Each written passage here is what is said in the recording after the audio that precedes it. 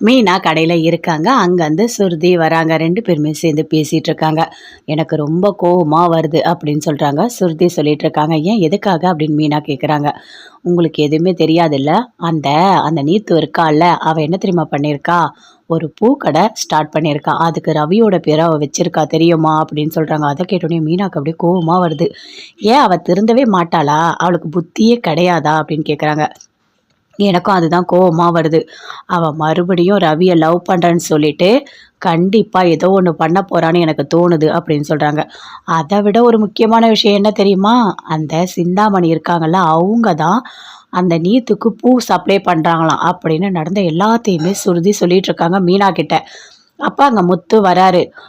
என்ன மீனா என்ன பண்ணிட்டு இருக்க? எப்படி இருக்க?" அப்படின்னு சொல்லிட்டு அந்த சுருதிகிட்டயும் கேட்டுட்டு இருக்காரு. எல்லாத்தையுமே மீனா சொல்றாங்க. அத கேட்டோனே முத்து அப்படியே ஷாக் ஆகுறாரு. என்ன இவ்ளோ வேலை நடக்குதா? அந்த நீத்துக்கு எவ்ளோ திமிரு இருந்தா, ரவி பேர்ல கடை வச்சதும் இல்லாம, அந்த சிந்தாமணி கூட சேர்ந்து எல்லா வேலையும் பார்த்துட்டு இருக்காங்களா? அப்படின்னு முத்து கோவப்படுறாரு.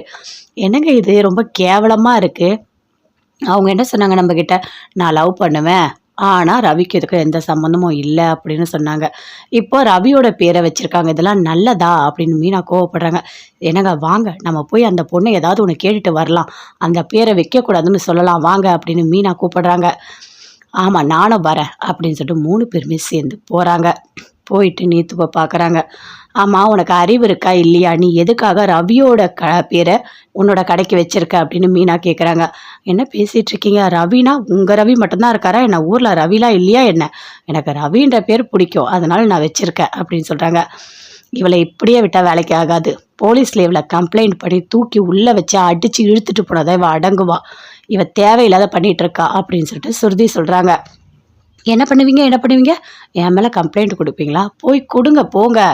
உங்களால முடிஞ்சத நீங்க பார்த்துக்கங்க. என்னால முடிஞ்சத நான் பார்த்துக்கிறேன் அப்படின்னு சொல்றாங்க. எவ்வளோ திமிரா பேசுறா அப்படின்னு சுருதி அப்படியே கிட்ட வராங்க. வந்து அப்படியே நீத்துவோட தவடையிலேயே ஒரு அடி அடிக்கிறாங்க. அடிச்ச உடனே மீனா முத்து அப்படியே பார்க்குறாங்க. என்ன என்ன ரொம்ப கோவமா இருக்கீங்களா? பரவால்ல. அத பத்திலாம் எனக்கு கவலையே இல்ல. நான் ரவி பேர்லாம் மாத்த முடியாது அப்படின்னு நீத்து சொல்றாங்க. இங்க பாருங்க. வாங்க நம்ம போலாம். இவகிட்ட பேசி எந்த யூஸுமே இல்ல அப்படின்னு சொல்லிட்டு முத்து, மீனா 2 பேருமே சுருதி அங்கேருந்து கூட்டிட்டு வராங்க.